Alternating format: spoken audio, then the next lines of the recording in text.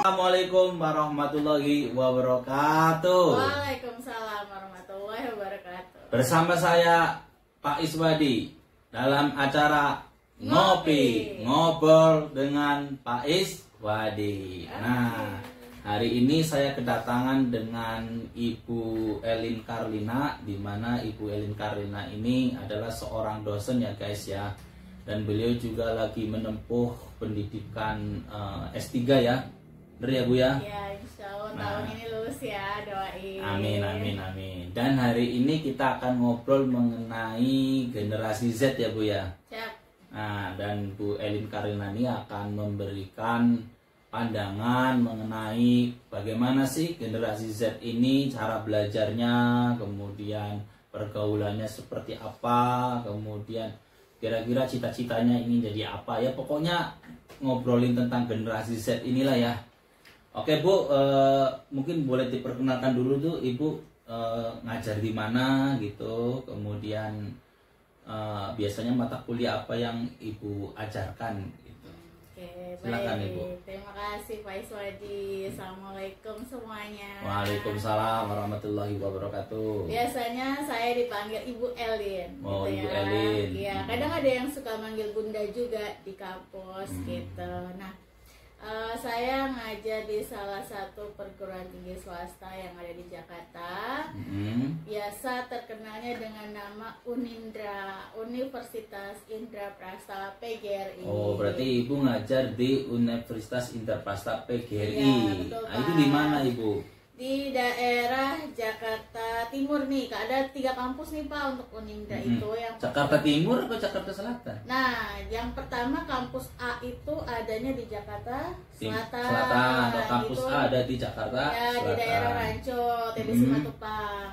Nah, kalau kampus B-nya ada di Jakarta Timur, di Jalan Raya Tengah Gedong. Oh, berarti ada 2 kampus. Nah, satu lagi ada lagi kampus C, Oh, di ada kampus daerah C lagi. Harapan Jaya, Sawangan. Di Sawangan. Nah, kampus Unindra ini jurusannya ada apa aja Ibu? Jurusannya banyak gitu ya. Ada beberapa jurusan, tapi saya memang fokus ngajarnya yang di kampus B gitu. Di ya. kampus B. Dan Ibu ngajar apa di sana? Untuk mata kuliah lebih kepada mata kuliah yang pendidikan, yaitu evaluasi pembelajaran gitu ya, perencanaan pembelajaran, kemudian pembinaan kompetensi mengajar. Jadi emang fokusnya ke pendidikan. Dan Fokusnya ke ada pendidikan. satu itu matematika ekonomi. Matematika ekonomi. Oke Bu, ngomong-ngomong tentang mahasiswa ya Bu ya, kan berarti rata-rata yang Ibu ajar itu masih pada generasi Z Bu ya? Betul. Iya Ibu ya. Nah, saya pengen tahu nih Bu, bagaimana sih ya cara Ibu mengajar para mahasiswa yang rata-rata mereka ini termasuk dalam generasi Z gitu. Cuman mungkin generasi Z itu kira-kira umur berapa ya Bu ya? Generasi Z itu dari tahun 97 ya. Oh, lahirnya dari 1997 sampai 2012. sampai 2012. Berarti kira-kira umur berapa itu Bu rata-rata? Masih sekitar 20-an ya. 20 tahun. Ya. 22, 22 gitu ya. Dan Ibu memang mengajar rata-rata umurnya segitu? Iya, karena ngajarnya di semester 1, 3 sama 5. Oh. Jadi memang masih usia-usia yang seperti itu, sekitaran itu. Oke, itu ya guys. Jadi perlu diketahui bahwa generasi Z itu lahir dari 1997 sampai dengan tahun 2012 guys. Nah, kira-kira nih guys, penasaran nggak guys ini kira-kira di dalam dunia kampus itu yang kira-kira seperti apa sih generasi Z itu? Nah Ibu, bagaimana cara Ibu mengajar mahasiswa yang rata-rata mereka termasuk dalam generasi Z ini Bu? Ngajarnya itu luar biasa ya. Oh, luar biasa. Seperti Luar apa biasa. luar biasa tuh Bu? Karena waktu ngajar di semester 1 itu masa peralihan dari SMA gitu ya, fresh graduate. Kalau yang semester 1 rata-rata dari masa SMA ke masa perkuliahan ya, yang dari awalnya siswa gitu ya menjadi mahasiswa gitu. Jadi ada kadang apa ya, masa-masa transisi itu ada gitu. Jadi waktu kalau semester 1 itu mereka tuh menganggap kayak masih siswa gitu. Jadi apa ya namanya, perlakuannya tuh masih seperti ketika mereka belajar di SMA ya, gitu. Betul. Jadi masih kayak anak SMA gitu. Belum ada apa ya, nuansa perkuliahannya belum, karena mungkin masih transisi ya dari masa SMA ke masa kuliah gitu ya. Nah, jadi caranya ibu gimana cara ngajar kalau berdasarkan pengalaman ibu nih waktu mengajar mereka itu caranya bagaimana?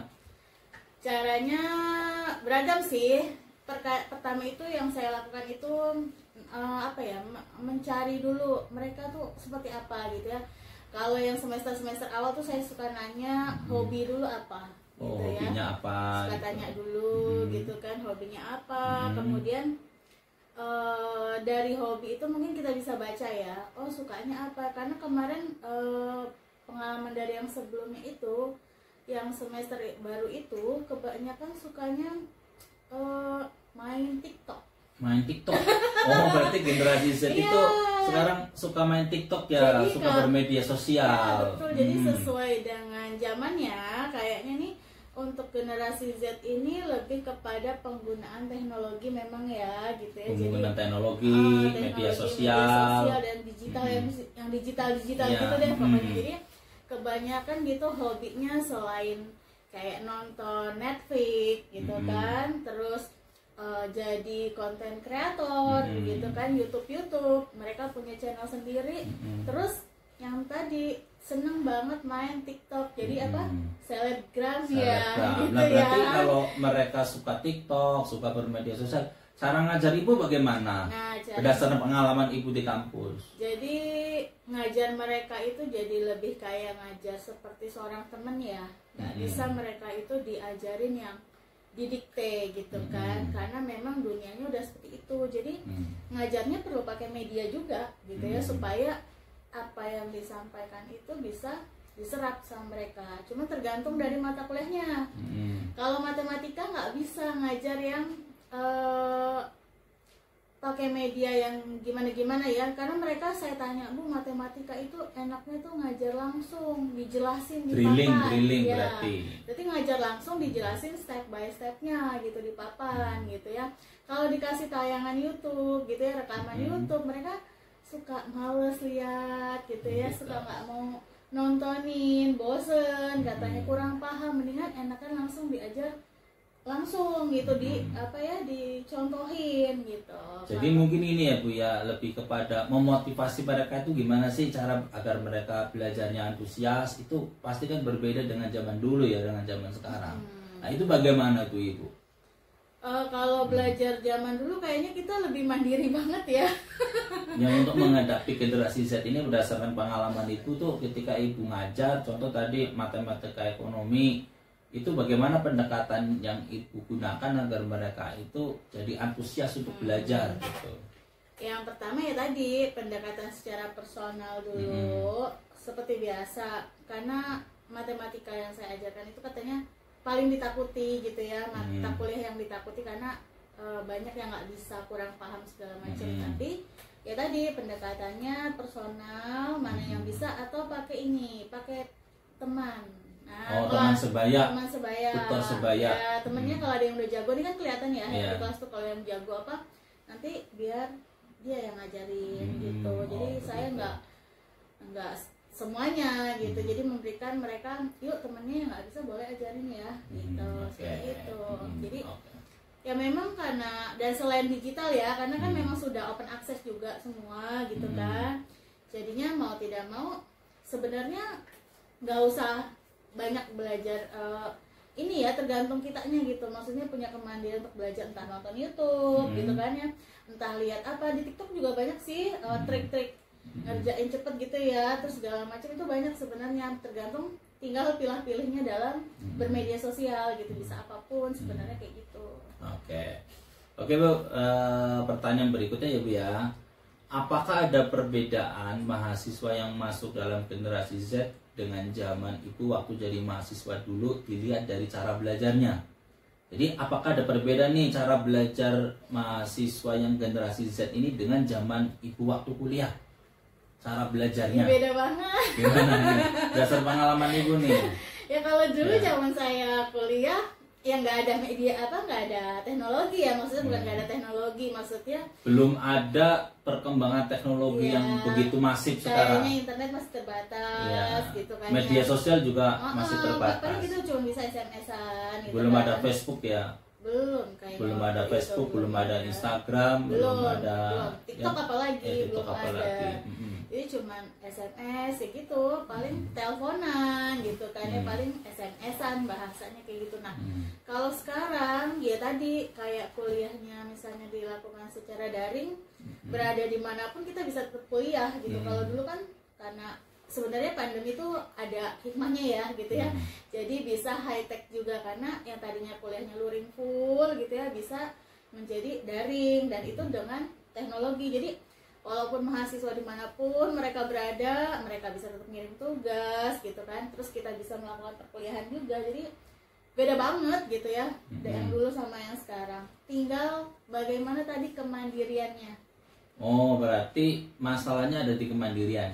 Ya sama di motivasinya mereka Dan karena motivasi. kayak gitu. Soalnya apa ya, antusiasme untuk belajar itu ngeri dengan penggunaan AI sebenarnya. Oh, berarti antusias untuk belajar itu kurang nih mahasiswa Iya, sekarang iya, daripada mahasiswa kurang zaman dulu. antusias, betul. Jadi kayak untuk membaca buku gitu ya, karena mungkin sudah ada digital gitu ya, jadi mungkin kadang kalau dikasih PPT atau apa entah dibaca atau enggak gitu kan, atau misalnya dikasih catatan modul ini segala macam, entah dipaling cuma disimpan di handphonenya tapi nggak tentu dibaca, lagi, belum tentu dibaca. belum tentu dibaca lagi. Kadang dikasih tayangan video disematkan gitu ya di LMS segala macam, belum tentu dibaca gitu. Nah jadi apa ya, antusias untuk Literasinya kurang ya. literasinya Itu kan kekurangan tuh dari generasi Z. Nah, kalau kelebihan dari generasi Z itu di dalam cara belajarnya bagaimana? mereka udah bisa buka referensi apapun berbagai gitu macam ya, bisa teknologi berselancar gitu ya, mencari referensi misalnya bikin makalah dari jurnal apa, udah mereka udah aksesnya gampang banget. Mungkin presentasinya lebih bagus, PowerPoint-nya betul, gitu. lebih kreatif sih sebenarnya. Lebih kreatif ya. Gitu. Kreatifnya tuh muncul gitu dengan apalagi dengan banyak aplikasi-aplikasi yang bisa mereka edit atau apa. Jadi sebenarnya kreativitasnya itu bagus. Kreativitasnya sangat luar biasa ya generasi Z ini ya. Betul, Berarti ada kekurangan dan ada kelebihannya. pasti kalau hal itu pasti ada kekurangan dan kelebihan. Nah, ngomongin masalah kekurangan dan kelebihan, yang pastinya itu ya yang berhubungan dengan kehidupan sehari-hari. Kira-kira bagaimana sih kemampuan menghadapi masalah dalam kehidupan sehari-hari bagi generasi Z ini menurut Ibu? Problem solvingnya? Kalau yang dilihat ya, mereka itu sekarang kalau gampang cemas sebenarnya. Gampang cemas? Mudah galau ya. Mudah galau. Gitu. Maksudnya gimana nih mudah galau dalam kehidupan sehari-hari, gimana nih Bu? Kayaknya daya juangnya itu tadi terkait dengan daya juang sama kemandirian. Jadi kalau misalnya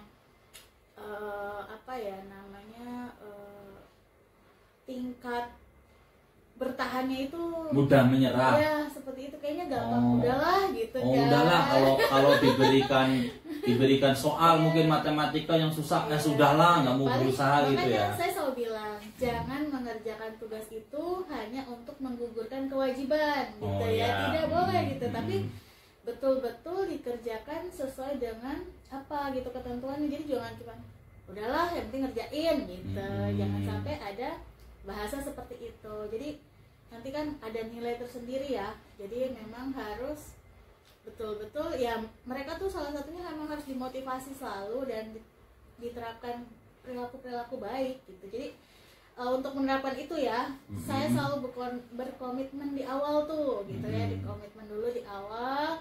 Ini nanti begini-begini, perkuliahannya seperti ini, nanti kalau ada tugas seperti ini, jadi dijelaskan detail, baru nanti oke, kita deal ya. Jadi yang selalu mengajak ya, melibatkan dan berinteraksi terus sama mereka gitu.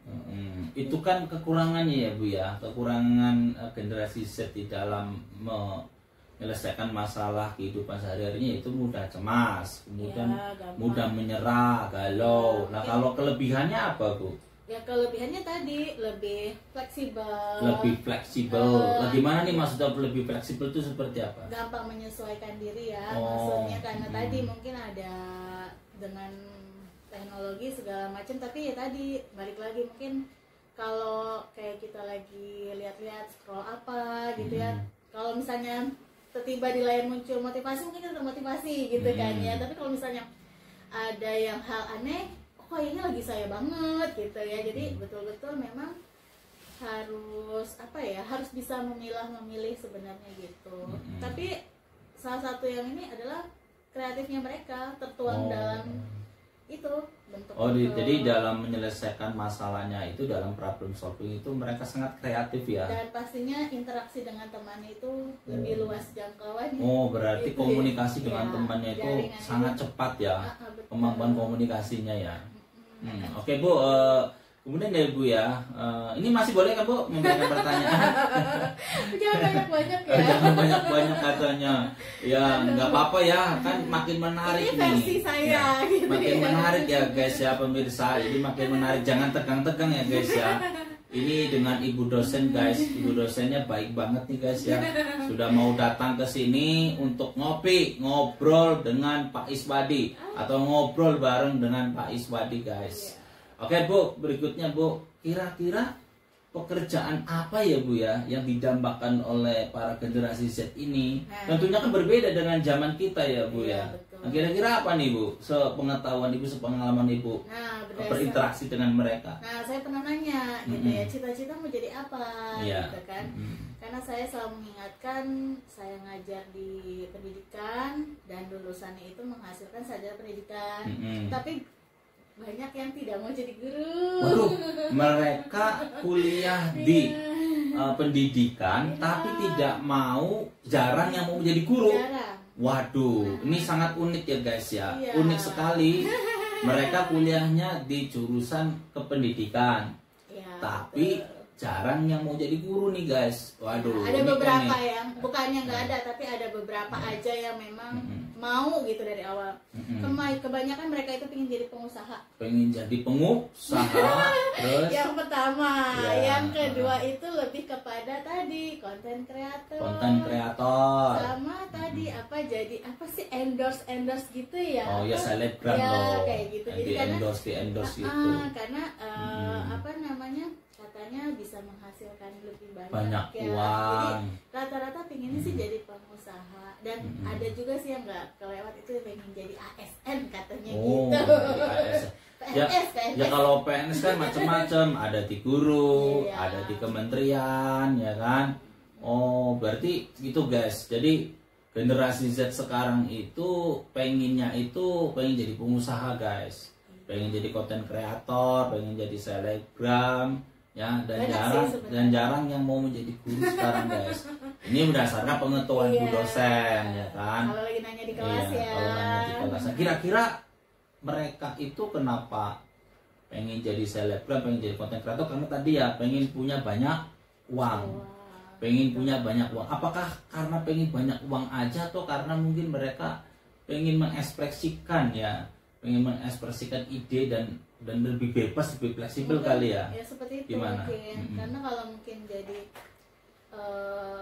pekerjaan yang apa ya, mungkin yang menuntut untuk ada jam kerjanya. Ya gitu kalau ya. guru itu kan ada jamnya Belum kan. nanti administrasinya Administrasinya, gitu ya kan. Mungkin salah satu sih itu, karena Mungkin penghasilannya juga. Kan kita ketahui guys ya, gaji guru di Indonesia kan belum sebesar di negara-negara maju ya guys ya. Karena guru itu kan pengabdian ya guys ya, pengabdian. Bener ya Bu ya? Iya, Kalau guru pengabdian ya. betul, pengabdian. Oke, lanjut ya Bu ya. Boleh lanjut lagi Bu?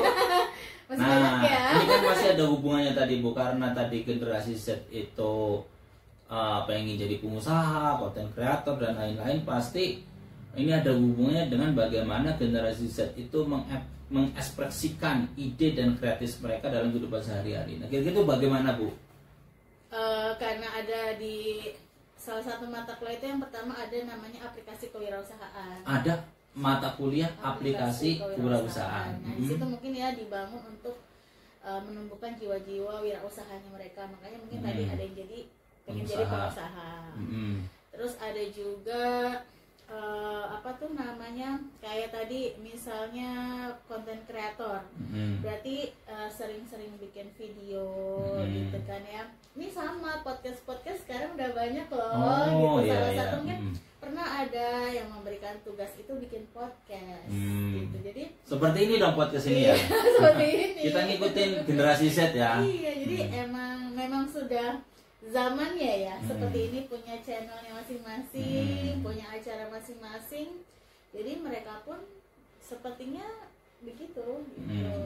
Karena kan memang sekarang itu pekerjaannya kayaknya jadi desain grafis ya, digital, entah itu jualan pun online gitu ya. Jadi hal apapun itu memang sudah menggunakan aplikasi gitu. Jadi ya seperti itulah gitu. Oke Ibu. Nah berarti kan kita sebagai orang tua ya Bu ya, sebagai orang tua itu harus bisa berkomunikasi dengan anak kita yang yang sudah menginjak generasi Z. Nah kira-kira mungkin kalau anak saya mungkin belum ya, anak saya belum nih ya kan. Tapi mungkin kalau saran Ibu nih kepada orang tua yang memiliki anak yang sudah memasuki generasi Z itu, bagaimana cara berkomunikasinya agar komunikasinya itu baik gitu? Pokoknya kalau dengan mereka itu harus jadikan seperti teman gitu, menggunakan sahabat gitu ya. Sahabat. Jadi menggunakan bahasa yang relevan, maksudnya bahasanya tuh yang santai, nggak berat. Terus kalau misalnya ya posisikan sebagai teman, karena kalau misalnya terlalu ini mereka suka kalau terlalu otoriter, terlalu mengekang, ya malah berontak ya. Zaman dulu sih digituin nggak masalah ya, tapi sekarang kayaknya kalau dikerasin malah tambah keras. Iya, makanya apa namanya, memposisikan sama gitu ya. Jadi kita mengerti dengan mereka, justru agar mereka mau terbuka. Dan karena apa? Kita yang mengikuti zamannya, tapi dengan pengalaman di zaman kita gitu. Jadi hal-hal baik itu kita sampaikan supaya nanti ternyata seperti ini ya. Jadi ya tadi kembalikan lagi seperti menggunakan bahasa yang mudah, terus tadi mendidiknya dengan cara supaya kayak seperti teman, curhat bareng atau seperti apa gitu ya, maksudnya tidak ya tadi tidak otoriter, tidak mengekang lah ya, terlalu mengekang keras ya, karena ya tadi ya sudah beda zamannya gitu ya, seperti itu. Dan tadi karena media sosial juga udah gampang diakses, ya banyak-banyak memberikan informasi bahwa kita harus menyaring informasi yang ada di dalam media sosial tersebut, gitu kan ya. Artinya orang tua itu harus memberitahukan kepada anaknya bijak dalam menggunakan media sosial untuk berkomunikasi dengan siapapun gitu ya. Mendampingi, pastinya mendampingi ya, jangan dilepas aja gitu, maksudnya ditarik ulur gitu ya, ketika kita memberikan kebebasan, tapi di situ kita mulai lihat ada batasan-batasan yang memang harus dipenuhi seperti itu, jangan sampai kebablasan gitu ya. Oke Bu, pertanyaan terakhir nih Bu ya. Nih luar biasa nih narasumber kita guys, luar biasa pengalamannya, ilmunya, pengetahuannya sangat luar biasa mengenai mahasiswa ya, karena memang beliau ini dosen ya guys ya, sudah pengalaman. Udah berapa tahun Ibu jadi dosen? Nah, hampir 17 tahun ya. 17 tahun guys. 17 tahun ya, lupa. 17 tahun. 17 tahun guys jadi dosen. Dari Wow. 2026 berapa tahun ya? 2006. 2006 ini 2025. Iya. Wah, hitung aja guys, udah berapa tahun jadi dosen. Tentunya pengalamannya udah sangat luar biasa nih guys ya. Nah, Ibu kira-kira ini lulus S3 kapan ini? Targetnya mudah-mudahan, doakan insya Allah tahun ini mudah-mudahan bisa Wow, selesai. kita doakan ya, amin. Mudah-mudahan Bu dosen lulus S3-nya tahun ini ya guys, kita doakan. Ya. Amin. Oke, pertanyaan terakhir nih buat Ibu. Apa yang harus dilakukan oleh para generasi Z ini agar dapat sukses di masa depan?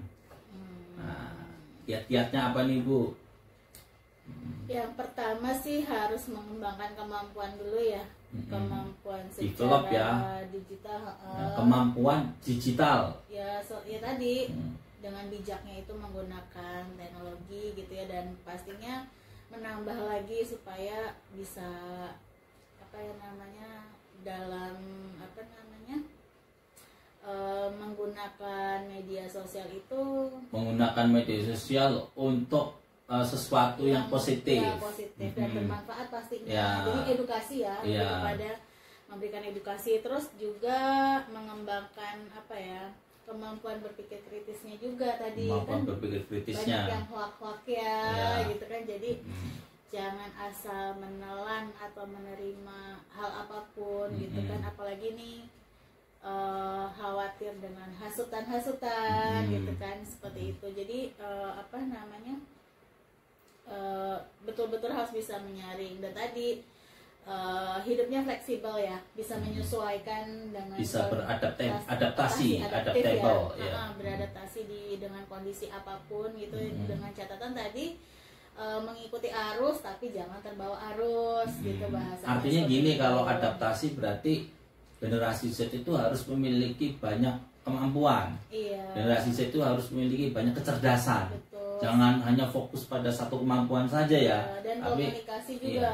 Dan harus memiliki kemampuan komunikasi yang baik, efektif. yang efektif, baik melalui media sosial ataupun secara oral, secara langsung. Iya, betul. Karena tadi apa ya, ketika dia jadi content creator jangan menggunakan bahasa-bahasa yang kasar atau segala macam gitu kan ya. Kita memang berniat untuk tadi kita memberikan content creator atau menjadi pengguna media sosial itu yang mengajak untuk banyak kebermanfaatan gitu. Ya kan kita memang bisa menggunakan media sosial untuk berdagang. Ya betul, dan dagang itu kan harus dagangnya informatif kan. ya dagangnya itu harus yang baik, jangan jangan apa hoax ya. Kan kadang-kadang dagang di online banyak penipuan guys. Yang sesuai. Ya kan, di pedagang online juga banyak penipuan guys. Makanya kalau mungkin menggunakan media sosial untuk berjualan itu harus yang jujur dan gitu informatif kan. mengajaknya Dan informatif itu ya. dengan menggunakan bahasa yang baik ya, jangan menggunakan bahasa yang kasar. Terus ada lagi Bu? Ya tadi kemampuan-kemampuan yang banyak tadi ya, berpikir kritis atau apapun, dan pastinya tadi apa ya, bekerja keras itu loh. Bekerja keras, iya. Jangan mudah menyerah. Iya betul, kan katanya ada yang bilang ada wacana kan memang apa namanya generasi Z itu sulit gitu ya, sulit untuk bekerja karena ya tadi malas atau gimana? Bukan malas ya, bukan tapi malas, apa? tapi memang mungkin karena punya keinginan untuk menjadi apa, jadi ketika disuruh-suruh itu kadang-kadang suka. Oh, berarti generasi Z itu memiliki karakter etos kerjanya kurang. Ya, makanya harus. Iya, jadi kalau diminta untuk tolong dong ambilin ini, kadang-kadang gitu ya. Iya. Tolong dong ambilin ini, gitu ya. Oh iya, jadi harus memiliki ini ya, memiliki kalau bahasa jangan entar-entar gitu loh. jangan entar-entar gitu ya. Jadi inisiatif ya. Ya, harus punya inisiatif yang tinggi ya. Betul. Jadi kalau Anda nih sebagai generasi Z ya, kalau Anda bekerja di kantor gitu kan ya, itu jangan disuruh dulu baru mengerjakan gitu ya. Tapi ibunya inisiatif. Kira-kira gitu ya Bu ya? Iya, seperti itu. Iya, jadi harus punya inisiatif yang tinggi nih guys sebagai generasi Z. Ya kan, jangan apa disuruh baru mau ya. Nah, ini kadang-kadang disuruh juga nggak mau ya. Oh gitu. Banyak entar-entarnya ya, gitu. Ntar besok, ntar malam ya, ntar udah dikerjain ya. Ada lagi Bu? Udah sih, mungkin kurang lebihnya itu aja. Oke. Itu yang penting ya, maksudnya memang harus dimiliki gitu. Oke, terima kasih Ibu atas masukannya buat para generasi Z ini, dan terima kasih juga Ibu sudah hadir di dalam kegiatan acara saya ngobrol dengan Pak Iswadi. Mudah-mudahan apa yang disampaikan oleh Ibu bermanfaat Ibu ini. Amin. Bagi para generasi Z ini. Amin. Ya kan? Ada ini Bu, ada kata-kata dari Ibu untuk para generasi Z ini? Oke, yang pastinya kalian harus tetap semangat ya. Tadi selain semangat, yang berikutnya adalah terus berinovasi dengan inisiatifnya.